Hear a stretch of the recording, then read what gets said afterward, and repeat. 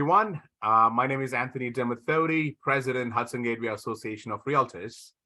Today, I'm joined by Joe Maymi, Branch Manager in White Plains for Howard Hanna Rand Realty, and he's the 2022 President of NAHREP Westchester Chapter.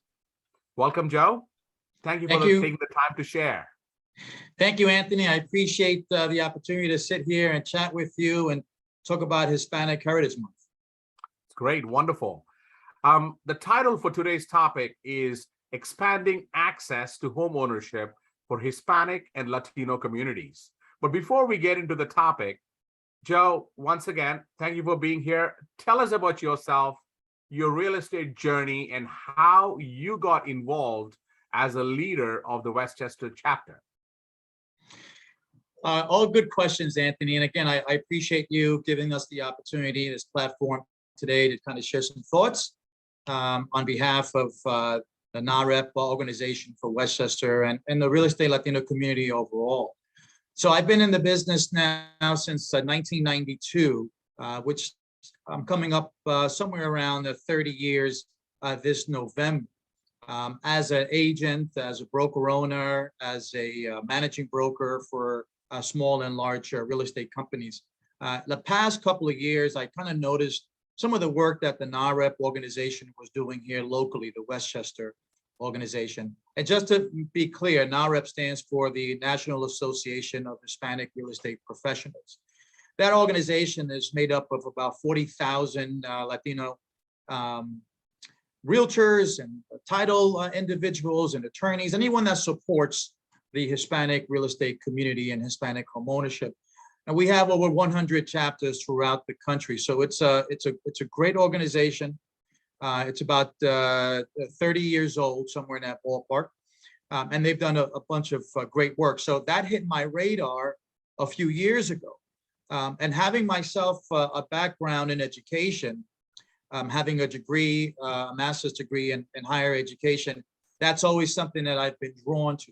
So part of the NAHREP organization is to educate and empower and inform our constituents and the real estate community overall. So I was drawn to that aspect of NAHREP Westchester. So I became their director of education for 2 years. And we put some great programming together that was focused on educating the Latinos, the real estate individuals in our organization, so that we can better serve our constituents. And then there was an opening for the president of the board last year, and they were gracious enough to allow me to run for it and elect me as the president. And we did some great things this year, and there's more things to come for the balance of the year. That's great. That's wonderful. It sounds like an exciting organization. Now, I did have some, I spoke at the NAHREP Bronx chapter a couple of times, and the mission to educate and empower realtors, that's phenomenal, and I'm glad that you're a part of that, and I'm glad, you are with us today. So let's talk about the origins of the Hispanic Heritage Month and how it evolved through the years. What's your take on that, Joe? So it's an interesting history. It goes based on back in the late 1800s. There was a lot of South American countries that were under Spanish rule, and it happens to be that on September 15th, which is a reason why the Hispanic Heritage Month starts on the 15th of the month, as opposed to either the full month of September or the full month of October. It really goes based on actual history. A lot of those Latin American, South American countries gained their independence from Spain back in the middle of September in the late 1800s. And that follows suit to some of the other Latin American countries that started to gain and have revolutions and gain their independences.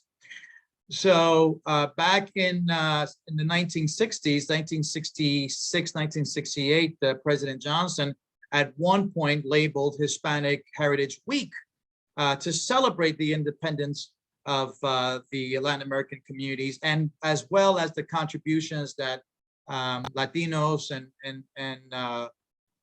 Spanish-speaking individuals were also contributing to the United States.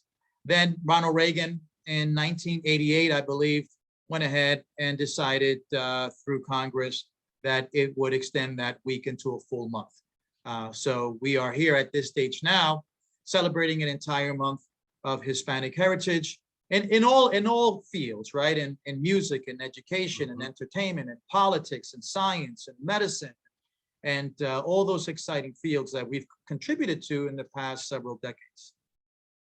Fantastic.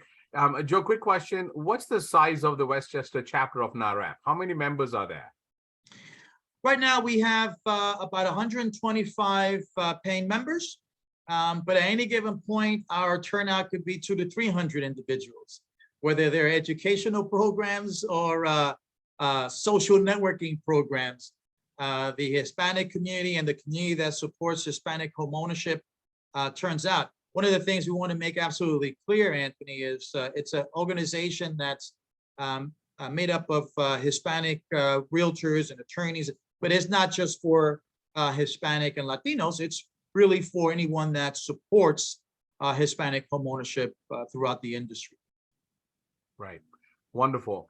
In my September article, Joe, I'm sure you read it, and I said that the future is bright for the housing industry, thanks in a large part to the growth of the Hispanic community in the United States. It has been, there is some data out there. They estimate that 70% of the housing growth over the next 20 years will come from Latino households. That is an incredible number. Correct. And then 51% of our population growth and 80% of the labor growth in the United States over the last 10 years comes from the Hispanic community. Those numbers are staggering. 70% over the next 20 years, 80% of the labor growth in the next 10 years. That's incredible numbers. So based on that, can you give me your thoughts about the future of Hispanic home ownership and also the role that realtors, we can play in expanding access to home ownership? What are your thoughts on that? Right. So all those numbers are true. The NAHREP just came out, as they do every year, with the Hispanic homeownership report. And the numbers just keep getting better. Now, we had a few stumbling blocks in the past year or two, as obviously as a result of COVID. And we'll talk about that in a few minutes, how that affected our growth. But nonetheless, we are growing at a fantastic rate. So when you have according to the general census, we're the second fastest growing minority in the United States. I think we are somewhere around 60 million registered Latinos in the United States. That has a lot of purchasing power, right? And because more and more Latinos now are graduating from college, getting post degrees, their income, the ability to generate greater income is now affecting the ability to purchase even more homes. What we found out, believe it or not, as well, is the Hispanic community moving forward has also identified that they are not only interested in buying single family homes, but they see buying real estate as an investment, a greater investment than investing in Wall Street, investing in cryptocurrencies, and those sort of non-tangible kinds of things. They want to buy a 2, 3, 4 family house because they can walk to it, they can collect the rent, they can see the appreciation. When you talk to any of the Latinos between the ages of 18 and 44, they identified purchasing a multifamily as a real investment, in addition to the single family, as a real investment. When you look at going back to the purchasing power, the majority of the Hispanic community that are the purchasing base for the next 5 to 10 years, they're all under the age of 48. So when you're talking about a relatively young group of emerging minority group getting into a purchasing position because now they have the ability to generate more income, greater income, of course they're going to have a great impact on the real estate industry and the economy, moving forward. What we found that was interesting, Anthony, is where Latinos also are purchasing. Obviously, New York is a big market. New Jersey is a big market. Florida is a big market. Texas is a big market, but not as big as the markets in the Midwest. Latinos are purchasing more in those smaller Midwest towns. Why? Because the prices are a little bit more competitive. I mentioned earlier that we had some challenges in the past a year to 2 years. It's been a hostile market, as we say, with regards to getting financing, competing with better offers, stronger down payments. So, there's some challenges ahead for us, which is one of the things that NAHREP is doing on a national level, Anthony, and on a local level, is really trying to find more access to funding to help in the Latino communities with those first-time buyers, right? Because we can't forget the first-time buyers. We do have the 3%, 3.5% down programs, but we need to be more creative with providing funding for Latinos that we know are going to be in the market. They may not have the massive cash reserves as required. So what's the alternative kind of funding that we can put in place? So that pertains to policy and the political arm that we have in NAHREP to help move forward that agenda with regarding to access to funding sources for first-time buyers and Hispanic investors. Absolutely. And I think you hit it in the, when I look at the numbers, 51% of the population growth came from the Hispanic communities. And you look at the 70% of what happened in the past. And in the next 10 years, the labor growth comes from Hispanic communities. It only makes sense for anyone to make Hispanic community home ownership a legislative priority, which kind of brings me to talk a little bit about what is Hudson Gateway's position on how do we expand access to home ownership, especially for the minorities, because many New Yorkers, and in the Hudson Valley, they hope to achieve the dream of home ownership. However, they face many financial obstacles, including some of the highest in nation property taxes and closing costs.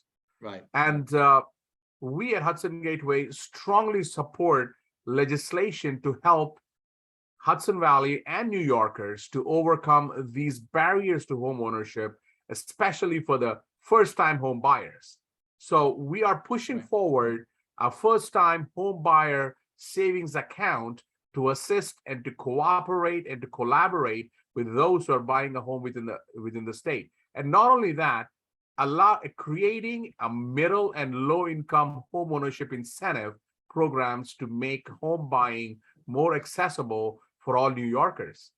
And credit is always an issue, and I'm sure you know. So coming up with a creative credit solutions, because 70% of disposable income in the city is paid towards housing, and there should be, and utilities. So there should be some consideration, an alternate plan to bring that into a better credit score, so that they can actually have access to home ownership.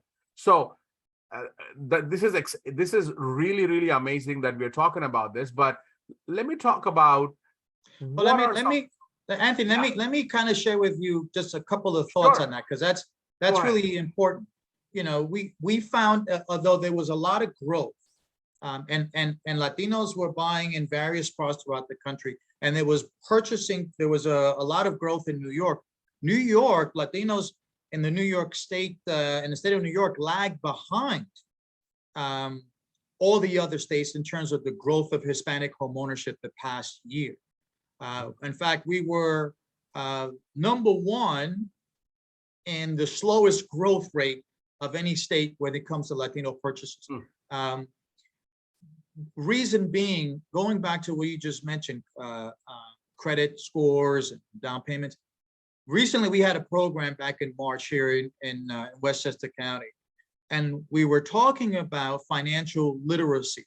And we had a couple of speakers that came on, and what we've realized is there needs to be a greater outreach, a greater educational outreach, starting at a very early age for everyone. Let me just make it clear, for everyone, but particularly in the Hispanic community, and there's a ton of them, where we start to teach young people about financial literacy. What is a good credit score? How to maintain credit score? What is it? What savings, and how do you save, and how do you get from point A to point B? Not when you're 28, 29, 30 years old, but when you're 16, 17, 14, somewhere in that ballpark. One of the speakers, JB Woodhouse, created a financial literacy program that she's going around in the minority communities to educate the youth on how to achieve an understanding of financials, an understanding of the finance market, an understanding of home ownership at a much earlier stage. And there were things, and I have to tell you the truth, there were things that were discussed even with tax strategies for even realtors who are 1099. And I'm 50 years old, Anthony. I can tell you that there were realtors there that said, had no idea what some of those tax strategies were. We weren't taught those tax strategies, certainly 30 years ago, 20 years ago, 10 years ago, we weren't taught those. And we have a number of young Hispanic realtors that we were saying to them, you need to tune in and get educated even early on to the tax strategies that the wealthier people use so that they can keep more money in their pocket. Everything done legally, of course, but we didn't know those strategies. So those things have to be taught early on as well, so that from the real estate perspective, the real estate purchaser, the real estate investor, and the real estate professional can use those same strategies that everyone else is using, so that, again, we could have more money to invest in our own families, in our own lives, in our own future. So that has to be taught as well. Absolutely. And I think you hit it right on the head, Joe, because, one of the things that at Hudson Gateway, the association as a whole, is that home ownership, we believe, is foundation to economic stability and intergenerational wealth building. And for many, the path to home ownership, the strategies that you talked about, the tax incentives that you mentioned, the financial saving plans that you were referring to, it's complicated because it's because of economic and historical barriers. There are too many issues like overlapping layers of taxes, closing costs and fees that I mentioned earlier, and that all these are obstacles to home ownership. And we at Hudson Gateway strongly support legislation designed to dismantle these barriers to home ownership, particularly among disadvantaged communities and first-generation buyers. And I think it's important to talk about this, because if we don't talk about this, people will not understand this. Hudson Gateway also supports expanding state-level student debt forgiveness programs, just because it's an onerous debt burden that negatively impacts the home buyer's ability to save for a down payment. Correct. Or to let alone qualify for a home. When I think of that, these are some things that we are working toward. And so I wanted to ask you, what are some things that you have accomplished, and what is NAHREP working on to empower Latino and Hispanic real estate communities? Well, those are all good questions. And Anthony, I can tell you that it's leadership starts from the top, right? Changing things on the ground requires some grassroots level, but it also requires some people that are dedicated on top, that have vision and ideas and the courage to start to make those changes. So, from a political standpoint and a leadership standpoint, we have to have the right people in place that have had experiences, that have the courage to create some new ideas and put forth those new ideas, so that it changes the lives of not only the real estate professional and those in the industry, but the consumer of real estate, and particularly in the Hispanic community. So for us, it starts with an approach of education. One of the things that we have planned is a home buyer seminar. We were going to do that early on this year, and then we had a rise in COVID, so we've tabled that for next year. And we may consider doing that in conjunction with a number of organizations HGAR being one of them, which is a home buyer seminar that takes the general public into a big room, into a breakout sessions, and then teaches the novice buyer, the novice investor, the first-time buyer, the seasoned buyer, the move-up buyer, what they need to do, what positions they need to be in so that they can be a better, more educated consumer. So we want to work on that major educational program, which is a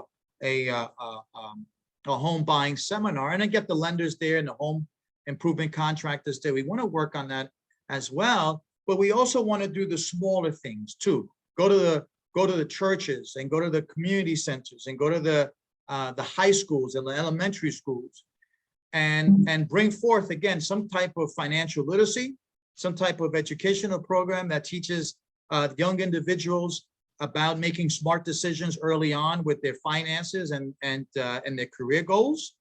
That's super important.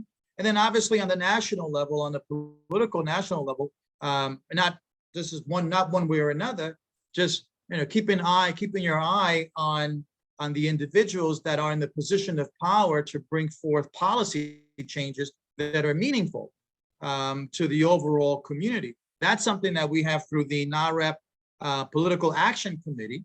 We have some realtors that are incredibly passionate about the goals of making sure that we have our fair share, both in the economic pie, both in the political pie, that we have enough say in what's happening moving forward with home ownership, with immigration laws that need to be important, with access again to equity, inventory, access to more inventory. Inventory is shallow, which presented for us a challenge, and being able to put all those things in place so that it's as corny as it sounds, a brighter future for the Hispanic community in purchasing their primary homes or their investment homes. That's phenomenal. So everything that you said, Joe, sounds great. So what can we do to support the Latino and Hispanic community and to further the cause and the mission of what NAHREP is doing, especially in this Hispanic Heritage Month time? How can we support and participate and enable and join forces with you? Well, NAHREP loves having sponsorships. And I don't mean financial sponsorships, I mean sweat equity sponsorships. And this is what we're talking about here, right? This program alone is a great step in creating that mutual relationship. And so again, I thank you for allowing us to kind of participate in this program. The HGAR is I see it as an organization that is there that shares the same mutual goals as the National Association of Real Estate Professionals, and that is to make the realtor a stronger realtor, a smarter realtor, develop the skill set of the realtor so that we can properly provide great service to our consumers. So we just recently had a program this past summer, which HGAR supported, which was our fundraising program, which we identified philanthropic organizations throughout Westchester County that supports the Hispanic community in more ways than one. And we kind of partnered up with your foundation and had some of your individuals talk about what they did in the past year and 2 years. And we were able to see the impact that HGAR has committed to our community. So a lot of it is tell us what you're doing so that we can get more involved, right? And you guys do a great job in your communications to us so that we can be more participant in your program. I believe wholeheartedly, and my board has heard me say this a couple of times, Anthony, you have to give love to get love, right? So we need to be just as much involved in HGAR and the local grassroots community, like Centro Hispanico and Tascomite and all these organizations, the Hispanic Chamber of Commerce. I think there has to be more synergy and more programming that involves 1 or 2 organizations or 3 organizations, because I believe you have two great organizations like NAHREP Westchester and HGAR. If we put together a program and then we invite the local organizations in Westchester County, Putnam County, Bronx County, all the counties that we service, the word gets out to far more people than just ourselves, right? So education is super key to maintain our realtors ahead of the game, which allows the consumer to be ahead of the game as well. So a lot of co-sponsoring, I think, would be fantastic moving forward. And we're all for that. We want to do that. Absolutely. And I want to commit my time and my involvement with NAHREP and with you, with your group. I'm here, I'm supportive, and we want to get involved. If there's anything you need from me, we are here to serve you and participate and collaborate. Right. Because I do believe the key to effective, positive change lies in partnerships and advocacy, both at the local, state, and national levels, and the community. I want to quote Margaret Mead, and she said, "It's about the people, not party." Right. Never doubt that a small group of thoughtful, committed realtor citizens can change the world. Correct. Indeed, it's the only thing that ever has. A smallest group, becoming very powerful and very influential and producing results. So I'm so grateful for this time that you really shed some light on NAHREP and the Hispanic Heritage Month. In closing, is there anything else you want to add to this, Joe? I've like just kind of going one more step on the topic of collaborating with not only within our organizations, but the community organizations, both profit and non-for-profit. Here's an example. We were doing a program in the summer that was sort of a think tank strategizing program. We were thinking about a venue.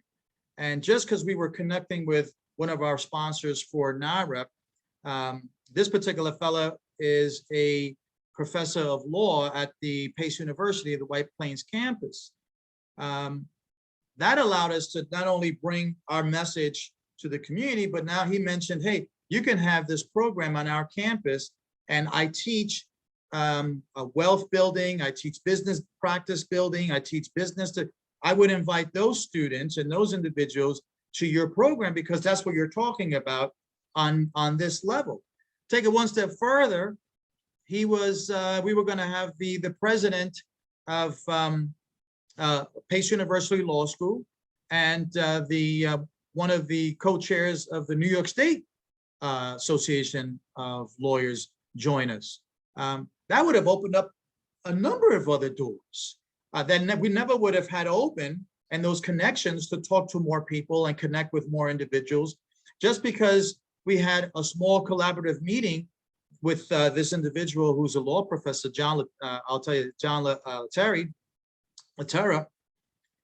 That now has opened up a brand new relationship we have now with Pace University and Pace University Law School.